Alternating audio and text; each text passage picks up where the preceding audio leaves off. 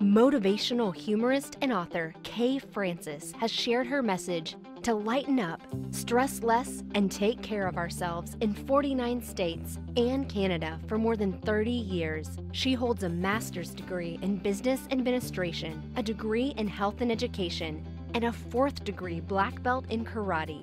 Kay is the author of The Funny Thing About Stress, a seriously humorous guide to a happier life. When it comes to humor, Kay is the real deal, having performed as a professional stand-up comedian for many years and appearing on a number of national television and radio programs, including Lifetime Cable's Girls' Night Out and NBC's America's Funniest People. When it comes to managing stress, Kay learned the hard way by engaging in every unhealthy habit known to man. It was a long, winding, hilarious road back to sanity and good health, and Kay will generously share with us what she learned along the way. Ladies and gentlemen, please welcome America's funniest stressbuster and the Dentrix Business of Dentistry 2019 keynote speaker, Kay Francis. Hello. Thank you so much. So who was at the bash last night? Woohoo! Oh, wait a minute, I got something in my hair.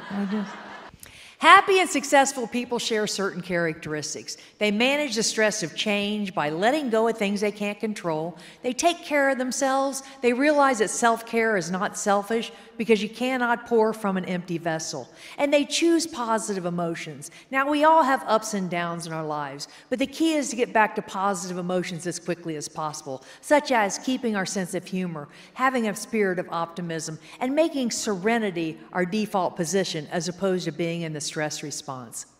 The wonderful Helen Keller said, "Optimism is the faith that leads to achievement. Nothing can be done without hope and confidence." I mean, pessimists say, "What's the use? Why bother?" An optimist says, "What if?" It's a more expansive energy. All the great inventors of the world were optimists, and they were resilient. Look at Thomas Edison.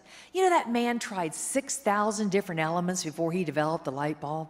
You imagine trying and failing something 6,000 times? You imagine his friends around try 4,000? Like, Tom, dude, give it up. Candles aren't that bad, really. Let's go get a beer. I know, got to make a light bulb, 4001. Give me that cat hair, 4002.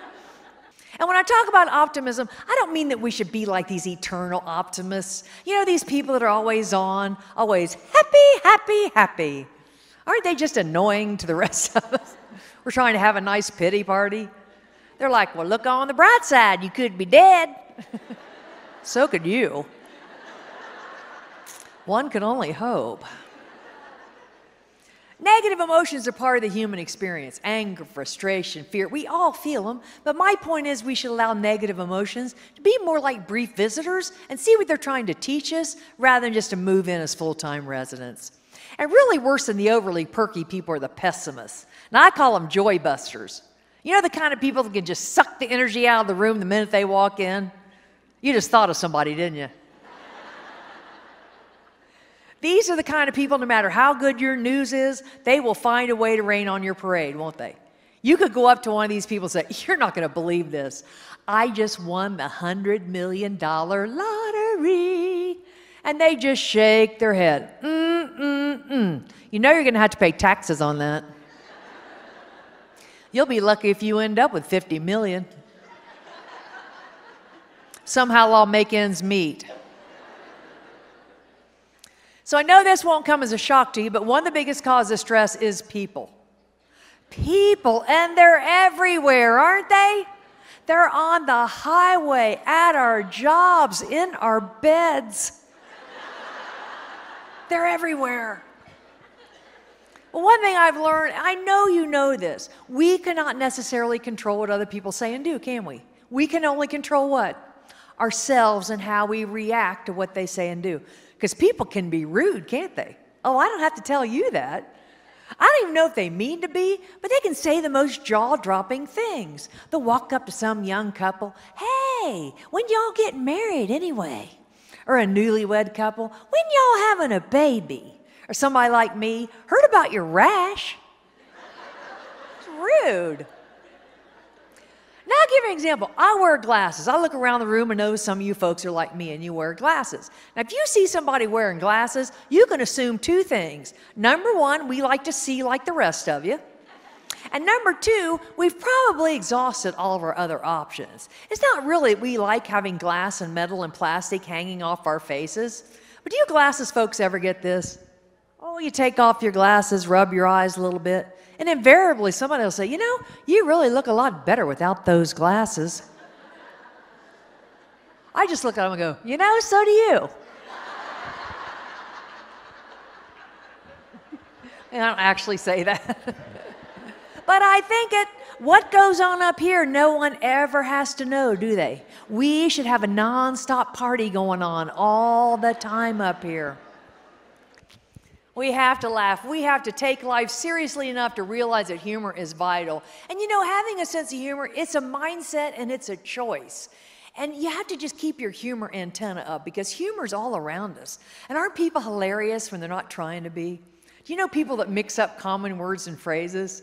My sister does it all the time. We call them Cindyisms. It's when she gets all exasperated, she'll say, Kay, I am telling you that woman is just not the sharpest tool in the sky. What? What does that mean? One time we were playing Scrabble, she goes, man, I got nothing. I am up a pole without a paddle.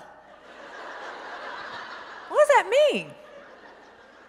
People do it all the time. I do it. We all do it. We all misspeak. I ran into this lady that was telling me that her niece had graduated from college, and she was really proud of her, as she should be. She said, she's really smart, too. She graduated Magnum P.I. You know, I didn't want to correct the lady, say, ma'am, everybody knows it's Magna Carta. One of the most important elements is to assess our level of control. This is one of the most important elements of managing our stress, asking ourselves in literally every situation, can I control this? Do I have some control? Do I have no control at all? Or can I control this? Here's a situation we all share, driving. How much control do we have when we're driving? Well, we can control our own car, but we really can't control all the other drivers. And I'll tell you what, I have learned to slow down. I used to be quite a lead foot. But I realize that at my age, I can't bat my eyelashes at the young cops and get out the tickets. I'm like, you really want to give me that ticket? And, ma'am, you got something in your eye? Are you going to be okay to drive? Is there somebody I can call? Maybe a son, grandson, great-grandson? Just give me that ticket, you whippersnapper. I didn't think you gave tickets to pretty girls. We don't, ma'am. Sign here. So I thought I would just end with a fun little piece. Would that be okay? All right, since you begged. We talked a lot about change. And if you want to really know how times have changed, just compare our songs. Now, this is an actual song by a woman named Vicky Carr from 1967. I tell myself, don't be a chump. Who cares? Let him stay away. And then the phone rings and I jump. And as I grab the phone, I pray, let it please be him. Oh, dear God, it must be him. It must be him or I shall die. Or I shall die. Hello, hello. Oh, dear God, it must be him. But it's not him. And then I die. That's when I die. How pathetic was she? I don't understand why he didn't call.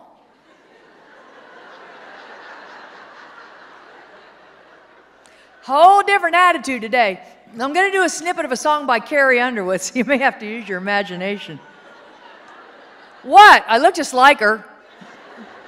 I dug my key into the side of his pretty little souped-up four-wheel drive, carved my name into his leather seats. I took a Louisville Slugger to both headlights, slashed a hole in all four tires. Maybe next time he'll think before he cheats. Oh, thank you. Thank you.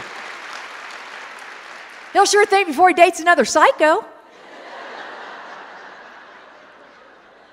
And the songs today are so happy. There's even a song called Happy. 'Cause I'm happy, clap along if you feel like a room without a roof. 'Cause I'm happy, clap along if you feel like happiness is the truth. Happy, happy, happy, happy. Now, see, I came of age in the 60s, so I'd be like 11 years old, listening to the transistor radio under my pillow before I drifted off to sleep. I'd hear songs like this.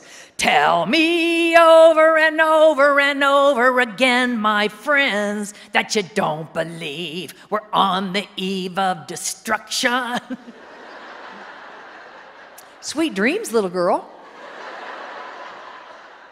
Even the Beatles. Eleanor Rigby, wearing a face that she keeps in a jar by the door. What? If that doesn't keep you up at night, I don't know what will. I love him, I love him, I love him, and where he goes I'll follow, I'll follow, I'll follow. He'll always be my true love, my true love, my true love, from now until forever and ever and ever. I will follow him. Follow him wherever he may go. There isn't a mountain too high. There isn't a judge or a court that can keep me away. Away from my love. I love him, I love him, I love him. This is where stalker laws came from. I'm coming for you, young people. Don't think you're off the hook.